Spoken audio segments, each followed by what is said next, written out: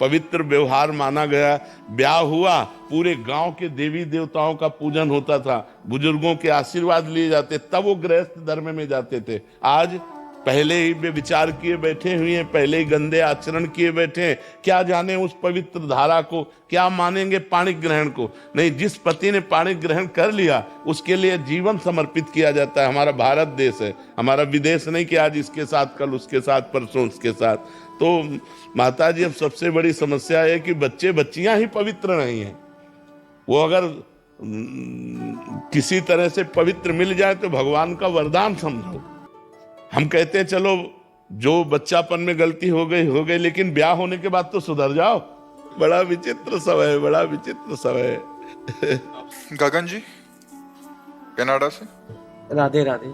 राधे राधे महाराज जी। महाराज जी, धर्म और भक्ति के नाम पर कई बार अंधविश्वास भी आ जाता है। कृपया बताएं कि सच्ची भक्ति और अंधविश्वास में फर्क कैसे समझे और उससे कैसे। पहले हमें अंधविश्वास बताइए तो हमारी समझ में आए। ये अंधविश्वास उनको कह रहे हैं, जैसे बहुत सारे जने ऐसे होते हैं कि यहाँ ये करा दो, यहाँ वो करा दो, और फिर उसमें उलझ जाते हैं लोग कि आपने अगर इसकी बलि नहीं दी या ऐसा नहीं किया, ये टोटका नहीं किया, तो वो अंधविश्वास जिससे बहुत मान्यताओं का प्रचलन है हमारे जी। ऐसी नहीं, तस्मात् शास्त्रम प्रमाणम ते कार्याकार्य व्यवस्थित हो। शास्त्र के अनुसार ही कार्य और अकार्य की व्यवस्था की गई है। तो पितरों को पूजना, देवताओं को पूजना, देवियों को पूजना, और हर मनुष्य अधिकार रखता है वो किसी की भी पूजा कर सकता है भगवत भाव से। पशु पक्षी किसी की भी पूजा कर सकता है। हमारे यहाँ तो वृक्षों की भी पूजा की गई है, जल की भी पूजा की गई है, सबकी पूजा की जाती है। हम पूजा करने का निषेध नहीं कर सकते, क्योंकि मत्ता परतरम नान्यत किंचित अस्ति धनंजय, मेरे सिवा किंचित मात्र कुछ नहीं है। हाँ, अब कपट, पाखंड, दंभ, नाटक ये ठीक नहीं है, और बलि आदि ठीक नहीं। किसी जीव की हिंसा करना ये हमारा सनातन धर्म अलाउ नहीं करता है। इसमें किसी भी जीव को मार करके किसी देवता की प्रसन्नता पाना, ऐसा हमारे धर्म में नहीं। हमारे यहाँ सबको सुख पहुंचाना है, चाहे पशु पक्षी कोई भी हो, सब में भगवत भाव करना है। सिय राम में सब जग जानी, करो प्रणाम जोरी जुग पानी, जड़ चेतन जग जीव जत, सकल राम में जानी। मुझे तो कुछ अंधविश्वास नजर ही नहीं आता। चाहे हमारी दृष्टि बदल गई है इसलिए ऐसा हो, कुछ बुरा नहीं नजर आता। लगता है कि सब भगवान से प्रेरित चल रहे हैं। यंत्र में कितनी सामर्थ्य है, जैसा यंत्री चाहेगा वैसा घुमाएगा। तो सतोगुण, रजोगुण, तमोगुण, 3 गुणों की प्रेरणा से पूरी सृष्टि में हाहाकार मचा हुआ है। पूरी सृष्टि नाच रही। उमा दारू जोशित की नाई, समय नचावत राम गोसाई। तो ये मान करके हम तो प्रसन्न रहते हैं। अमुक आदमी ऐसा कर रहा है, प्रभु द्वारा प्रेरित है, त्रिगुण माया के द्वारा प्रेरित है, वो ऐसा कर रहा है। हमको क्या करना है, हमको ये बात पॉइंट की नजर आती है। समाज क्या कर रही है ये पॉइंट की बात नहीं, हमको क्या करना चाहिए। हम भगवान के विशुद्ध भक्त बने, हम भगवान के शरणागत भक्त बने, हम निरंतर भगवान का नाम जप करें, हम किसी के साथ धोखा ना करें।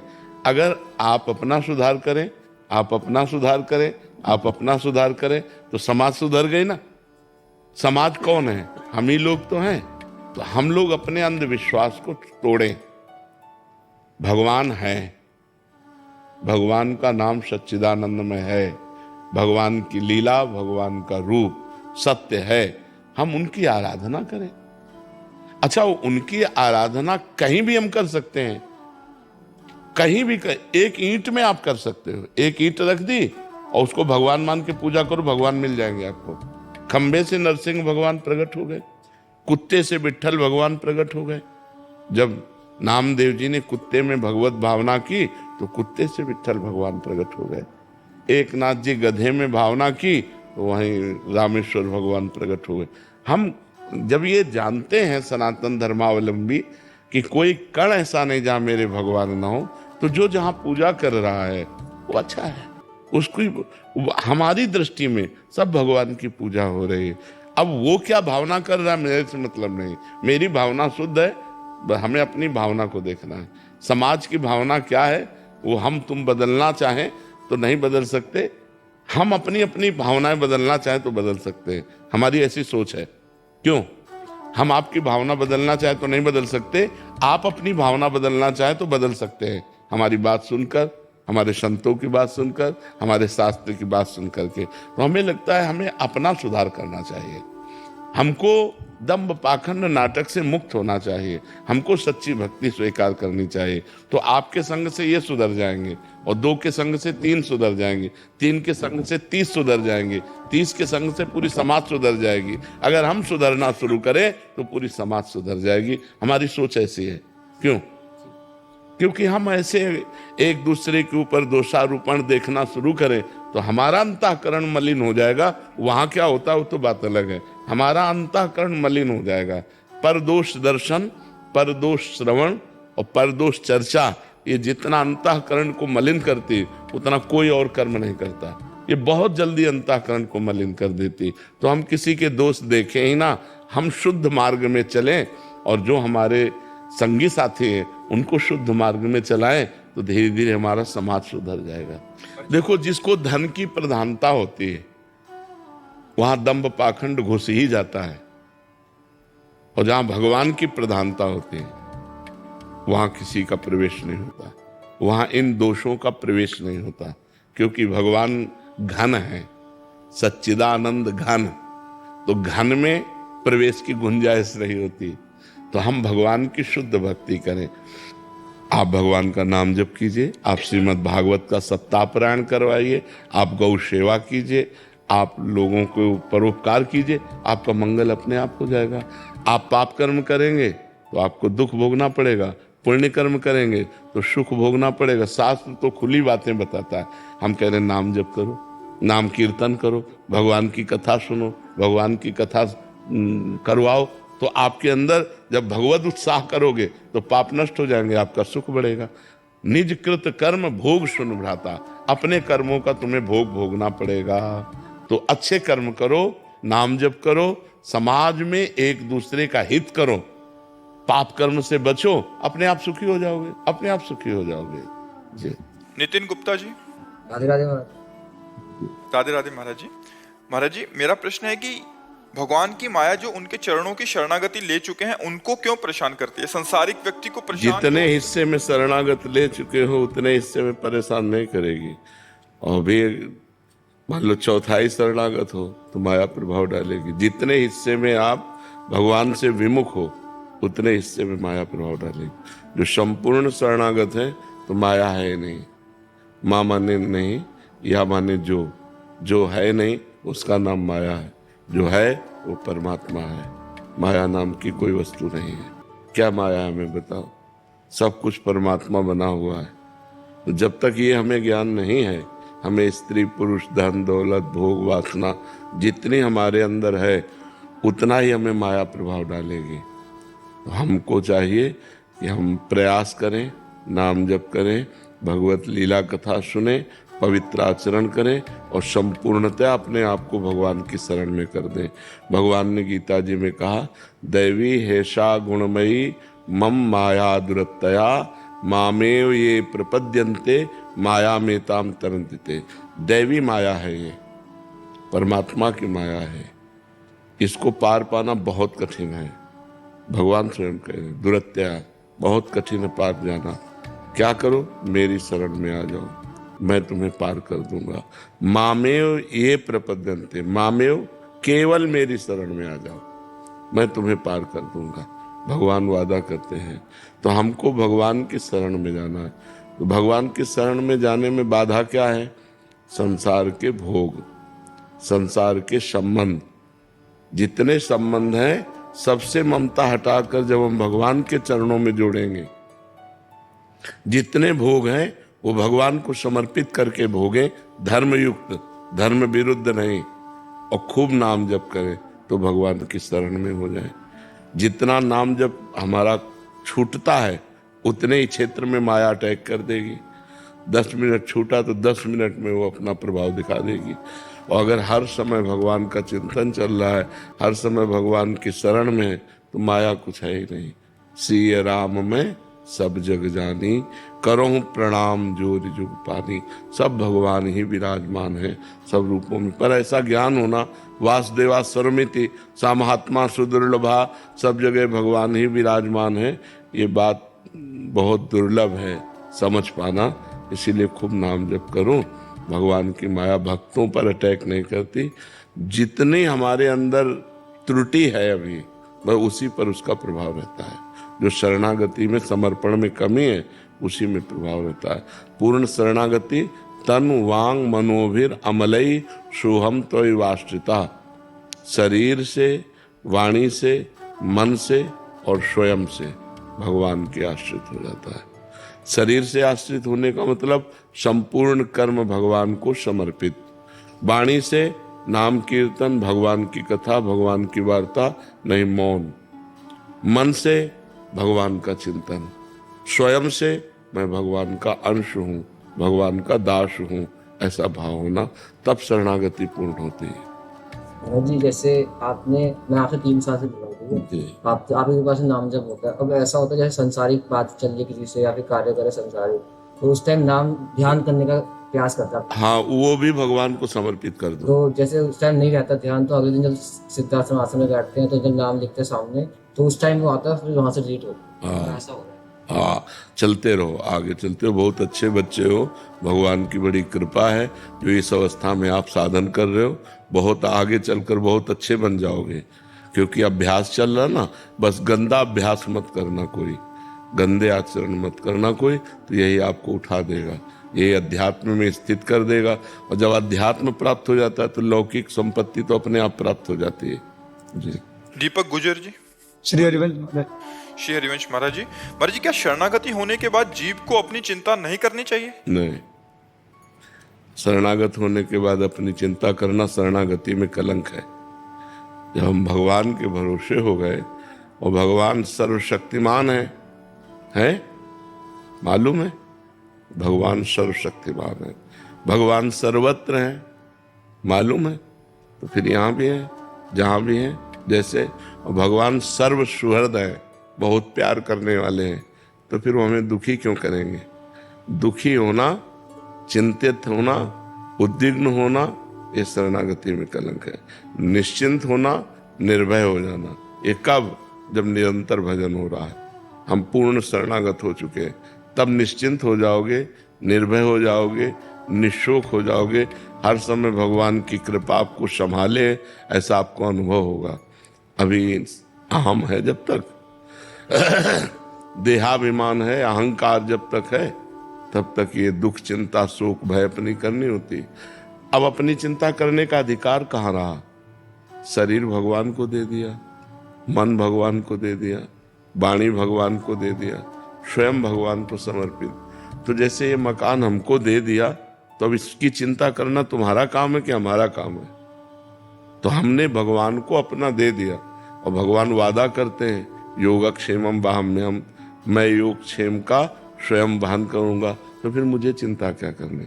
मुझे चिंतन करना है, चिंता नहीं करनी। अपना बचा क्या जो मैं चिंतन करूं? जिसकी मैं चिंता करूं, अपना बचा क्या? बचा है तो शरणागत नहीं है। समझ रहे? या मेरे शरीर का क्या होगा, मेरा क्या होगा, पता नहीं ऐसा हो जाए कि ना हो जाए, पता नहीं भगवान ने मुझे स्वीकार किया है कि नहीं, मेरे में तो कोई लक्षण नहीं शरणागति के, ये सब नहीं। भगवान का मैं हूँ, भगवान मेरे हैं, इतने मात्र से कल्याण हो जाएगा। अब निरंतर नाम जप करो।